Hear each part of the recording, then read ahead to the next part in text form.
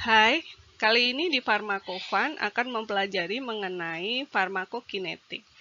Farmakokinetik terdiri dari dua kata yaitu farmakon dan kinetik. Farmakon berarti obat, kinetik berarti kinetis.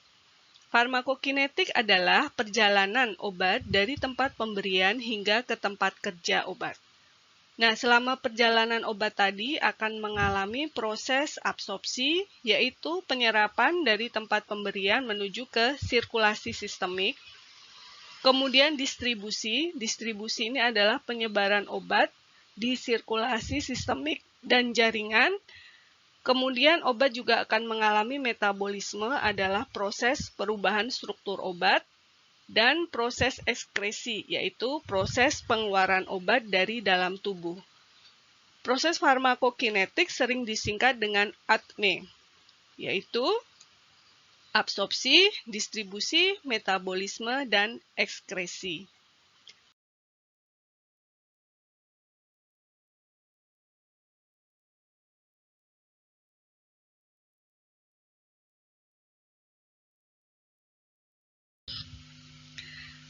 Oke, sebagai ilustrasi ini adalah peradangan sendi di mana obat diinginkan untuk dapat bekerja mengurangi inflamasi yang ada di dalam celah sendi.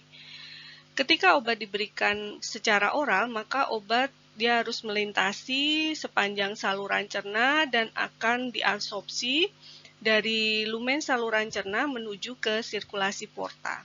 Nah, di sirkulasi porta ini dia akan melalui hepar. Ketika melintasi hepar, obat akan dimetabolisme. Hepar ini merupakan organ pemetabolisme utama dari obat. Kemudian sirkulasi porta ini akan melintasi jantung. Dan selanjutnya obat akan bersirkulasi mengikuti sirkulasi jantung dan pembuluh darah. Nah, ketika berada di dalam pembuluh darah di sekitar sendi, obat berada di dalam intravaskuler. Untuk dapat bekerja di dalam celah sendi, obat harus dapat terdistribusi menuju ke ekstravaskuler. Ketika obat dapat terdistribusi dari intravaskuler menuju ekstravaskuler, maka obat dapat bekerja. Selama melintasi mengikuti sirkulasi jantung dan pembuluh darah, obat akan secara kontinu melintasi hepar dan akan mengalami metabolisme. Kemudian ketika melintasi ginjal, maka obat akan diekskresikan. Sebagai perbandingan adalah ketika obat antiinflamasi tadi diinjeksikan secara langsung ke dalam celah sendi, maka obat akan langsung berada di tempat dia akan bekerja. Sehingga obat yang diinjeksikan langsung ke tempat obat bekerja akan mengurangi durasi absorpsi dan distribusi. Setiap obat akan mempunyai profil farmakokinetik masing-masing. Profil farmakokinetik nantinya akan mempengaruhi onset, yaitu mulai bekerjanya obat, durasi, lamanya obat bekerja, dan besar kecilnya efek obat. Dengan mempelajari farmakokinetik, kita dapat memilih rute pemberian obat yang sesuai untuk kondisi pasien. Part pertama ini kita akan membahas mengenai absorpsi. Absorpsi obat adalah penyerapan obat dari tempat pemberian ke sirkulasi sistemik. Tempat pemberian obat biasa disebut sebagai rute pemberian obat. Apa saja rute pemberian obat yang ada? Rute pemberian obat ini secara garis besar dibedakan menjadi 3. Yang pertama adalah parenteral, kemudian enteral, dan topikal. Untuk parenteral, yang pertama adalah intravena. Di sini obat dimasukkan, ya, diinjeksikan ke dalam pembuluh darah intravena. Jadi sebelum obat dikeluarkan, kita pastikan dulu dengan cara diaspirasi. Ketika saat aspirasi didapatkan ada darah, maka bisa dipastikan bahwa jarum sudah berada di intravena. Kemudian tinggal kita injeksikan obat yang berada di dalam jarum suntik. Kemudian yang kedua adalah intramuskuler.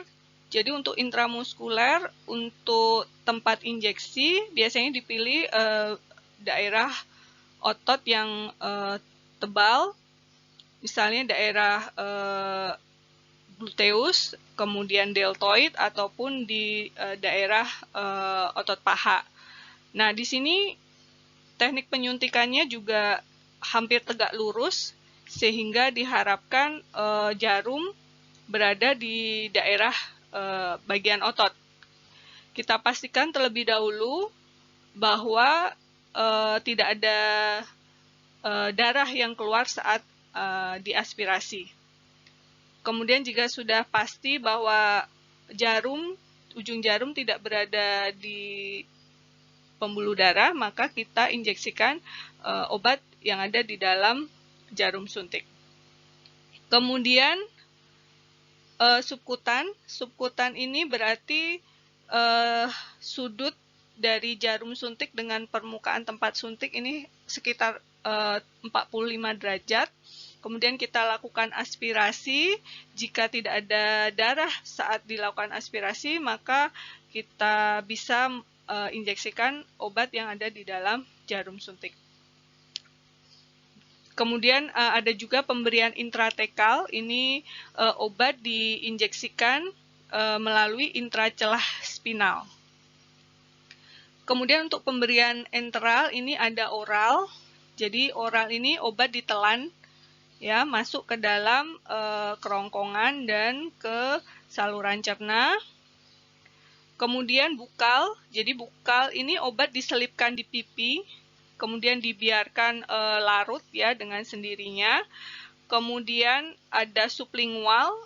Ini obat ditaruh di bawah lidah, kemudian dibiarkan larut dengan sendirinya. Untuk bukal dan sublingual ini sebagian besar obat akan diabsorpsi di pembuluh darah yang berada di daerah tersebut, ya, di daerah bukal dan di daerah sublingual, di mana keduanya itu bermuara langsung ke atrium kanan. Jadi tidak melalui vena porta terlebih dahulu. Sebagaimana halnya seperti oral. Kalau oral itu berarti dia melalui saluran cerna terlebih dahulu, kemudian dia masuk ke vena porta, masuk ke hati, baru ke sirkulasi sistemik. Jadi untuk pemberian bukal dan sublingual ini dia onset masuk ke sirkulasi sistemiknya lebih cepat dibandingkan dengan yang bentuk sediaan oral. Kemudian ada juga intrarektal. Jadi intrarektal ini obat dimasukkan ke dalam rektum. Kemudian untuk topikal ini ada bentuk sediaan kulit, ya, salep, krim, gel yang dioleskan di atas permukaan kulit, nanti di mana zat obatnya itu akan masuk ke dalam dermis dan subdermis. Kemudian sebagian dari obat itu juga dapat diabsorpsi melalui pembuluh darah yang ada di sekitarnya. Kemudian topikal mata, kemudian intra telinga, dan pemberian inhalasi seperti nebulisasi ataupun inhaler. Itu dia termasuk ke dalam topikal karena efek yang diharapkan adalah di saluran nafas.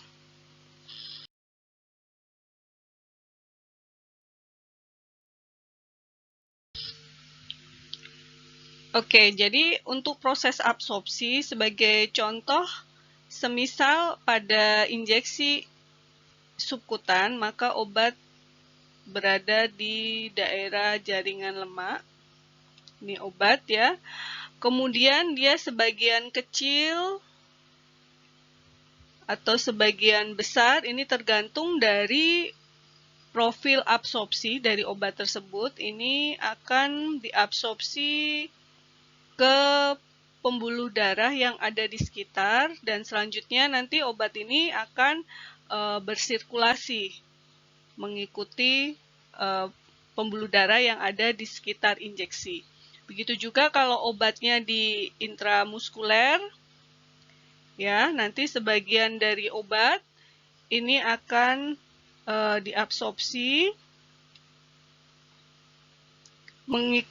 berada di dalam pembuluh darah di sekitar dan mengikuti sirkulasi sistemik.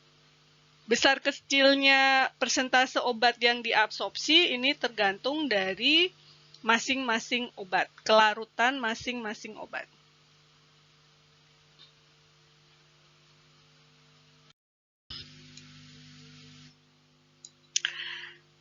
Oke, jadi absorpsi obat ini dia akan menentukan bioafilitas obat. Jadi apa itu bioafilitas? Jadi bioafilitas itu adalah bagian atau persentase dari obat yang masuk ke pembuluh darah setelah pemberian. Biasanya bioafilitas ini dihitung dengan rumus kadar obat yang diberikan, kemudian dibagi dengan kadar obat di dalam darah dikalikan 100%. Jadi sebagai contoh misalnya kadar obat yang diberikan adalah 100 mg, kemudian ketika diukur kadar obat tersebut di dalam darah, ternyata ditemukannya adalah 50 mg, maka bioafilitasnya adalah 50%. Nah, sebagai pembanding biasanya adalah rute pemberian intravena. Karena pemberian intravena ini mempunyai bioafilitas 100%, karena obat yang diberikan, misalnya kita ambil 100 mg, maka semuanya 100 mg itu masuk ke sirkulasi sistemik atau peredaran darah. Sehingga bioafilitas pemberian intravena adalah 100%.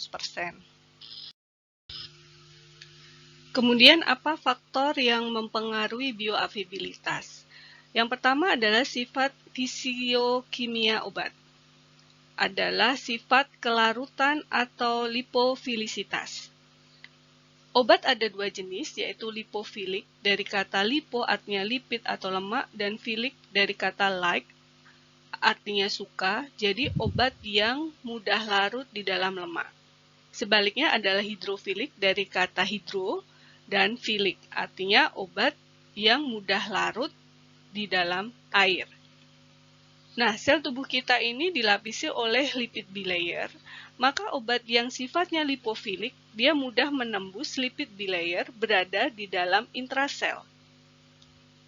Sebagian besar tempat kerja obat lipofilik adalah reseptor di dalam sel. Sedangkan hidrofilik ini relatif tidak dapat menembus lipid bilayer.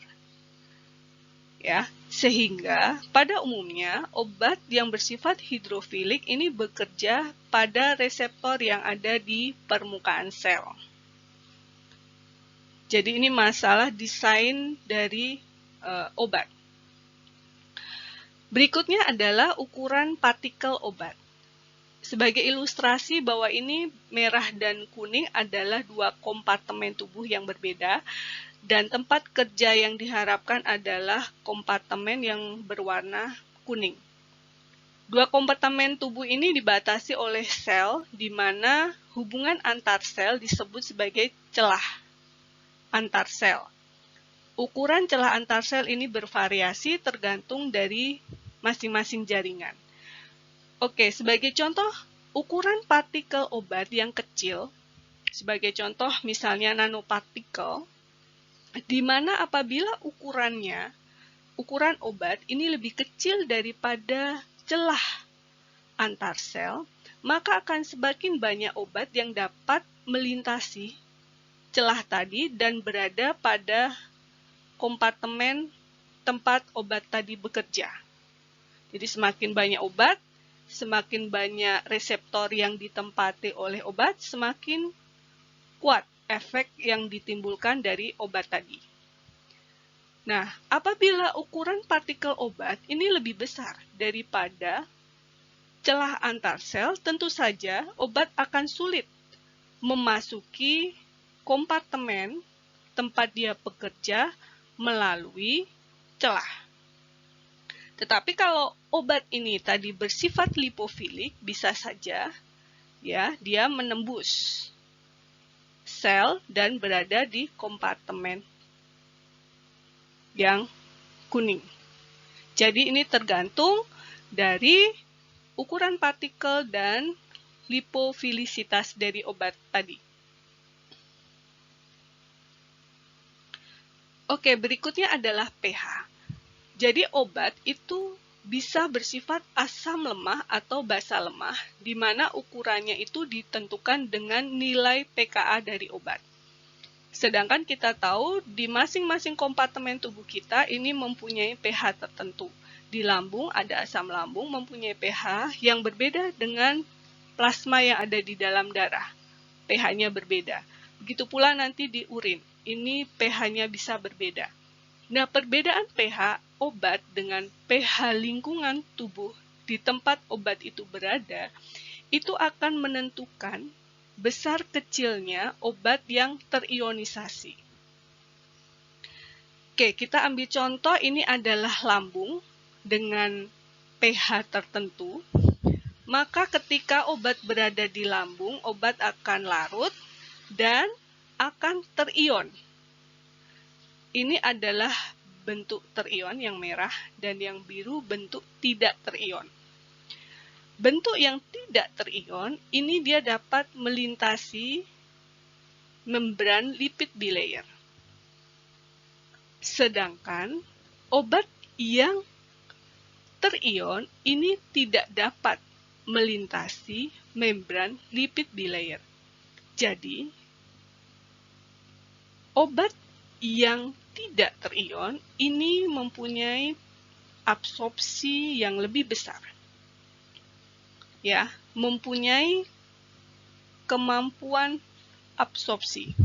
Semakin banyak bagian dari obat yang tidak terion, maka semakin besar obat yang dapat diabsorpsi dan semakin besar efek farmakologinya apabila tempat kerja obat tadi adalah berada di sini, ya, di area ini.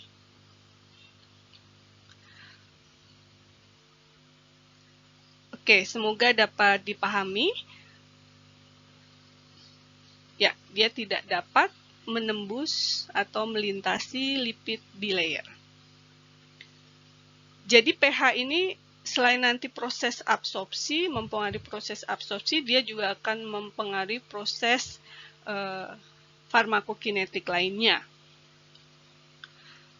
Berikutnya adalah bentuk sediaan obat. Jadi sebagai contoh, beberapa bentuk sediaan obat itu dalam bentuk salut, artinya diberikan lapisan. Lapisan ini tujuannya untuk melindungi zat aktif, obat aktifnya ini dari kerusakan. Ya, tentu saja akan berbeda. Obat yang tidak diberikan salut, maka akan ada sebagian dari obat yang rusak. Sehingga jumlah obat yang selamat dari pengerusakan, ya, itu lebih kecil dibandingkan dengan obat yang bersalut. Jadi ketika sama-sama melintasi perjalanan yang panjangnya sama, ini obat yang bersalut ini akan rusak yang bagian salutnya terlebih dahulu. Sedangkan yang tidak bersalut ini sudah mulai rusak. Sehingga ketika berada di tempat tujuannya, ini zat aktifnya masih utuh, sedangkan yang tidak bersalut akan ada sebagian yang rusak. Itu nanti pada akhirnya akan mempengaruhi besarnya obat yang sampai di tempat kerja, akan mempengaruhi besarnya efek yang ditimbulkan.